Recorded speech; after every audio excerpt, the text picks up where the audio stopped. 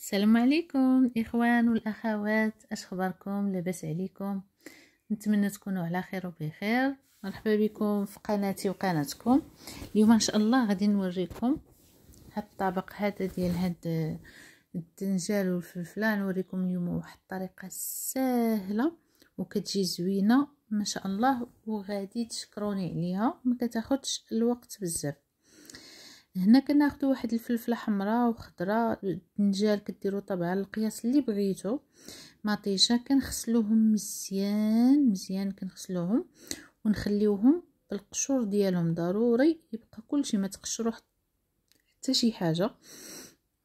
وطبعا الا بغيتو ديروا الدنجال اكثر من هكا ديروه. هاد الطريقه هذه سهله وكتجي زوينه بزاف. هنا كنجيبوا شويه ديال الابزار هكا كنرشوا فوق من هاد الفلفله ومطيشه والدنجال. من بعد كنجيبوا الملحه.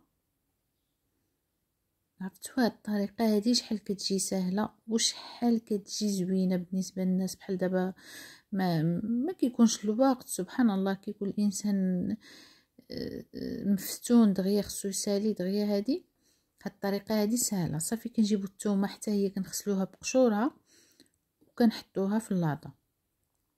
هنا كنجيبوا زيت الزيتون وكنحاولوا نرشوه هكا فوق من هاد بودنجال وفلفله ومطيشه.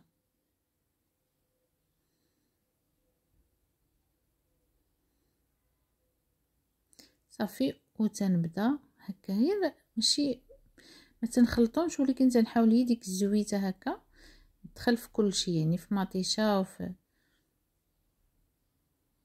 صافي هنا عندي الفران انا شاعل درجه حراره 180، غندخلهم للفران وغادي نرجع معكم.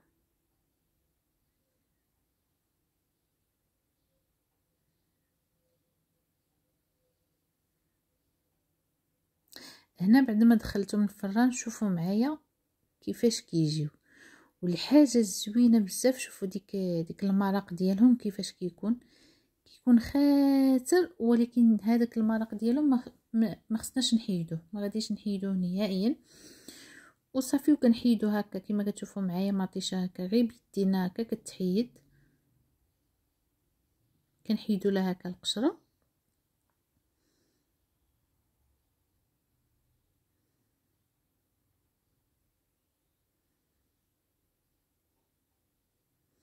عرفتي هاد الطريقه هذه شحال كتجي بنينه. صافي الدنجال حتى هو شوفوا شحال ساهل، كلشي كيجي ساهل، كيبقى في اللاطه ديالو. صافي الا كان سخون نديرو فحال هكا، راه تقلبوه بفرشيطه ولا بشي حاجه، ولكن ضروري تجربوا هاد الطريقه هذه كتجي زوينه بزاف. وكيجي الدنجال ديالها ما تشبعيش منه، ما تشبعيش لا بالفلفله ولا بمطيشه ولا داكشي، ما تشبعيش نهائيا. صافي هنا نقينا مطيشه والدنجال. دابا كنحيد الفلفله. وواحد الحاجه اخرى، ما تمشيوش مثلا تحيدوا القشور الفلفله وتغسلوها، تحيدوا لها ديك الزريعه ديالها، لا، حيدوا لها القشور وديك الراس فقط. صافي هنا قشرتهم كاملين حتى ديك الثومه حيدت لها القشور. شوفوا معايا كيفاش كندير غير هكا من الفوق، لان مازال غادي نديرو هكا في المقله اولا في كاسرونه هكا يتقلل واحد شويه.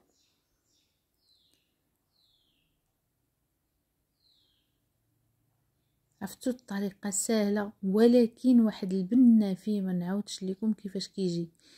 الا جربتوه ما تبقاوش تستغناو عليه نهائيا.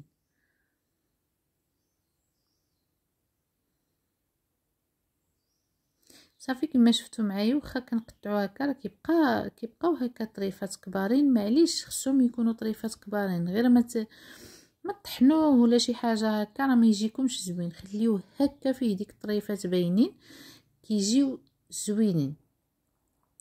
هنا ضفت له شويه ديال القزبر ومعدنوس، وغادي نضيف هذيك لاصوص اللي طاب فيها اللي وريتكم في الاول.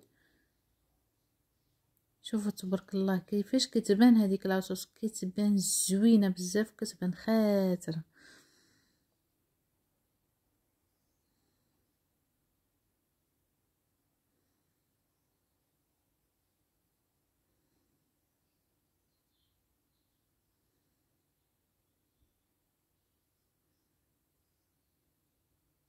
هنا درت شويه ديال السودانيه، حيت فاش كنبغيو نديروه في الفران ما ديرولوش السودانيه، حيت السودانيه كتكحل شويه في الفران.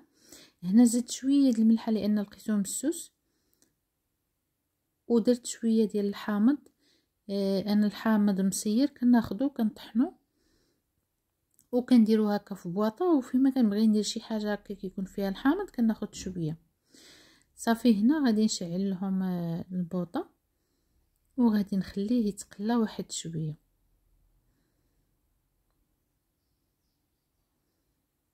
شوفوا كيفاش كيجي تبارك الله. هي ما خصكمش هكا تقطعوه ولا تطحنوه بزاف، خصو يبقاو فيه ديك الطريفات. صافي كيجي هذا الشكل النهائي ديالو، وغير جربوه فعلا فعلا كيستحق التجربه، لانه تيجي بنين بزاف، كتجي فيه واحد البنه خطيره. ايوا نتمنى الفيديو ديال اليوم ينال الاعجاب ديالكم، وبالصحه والراحه.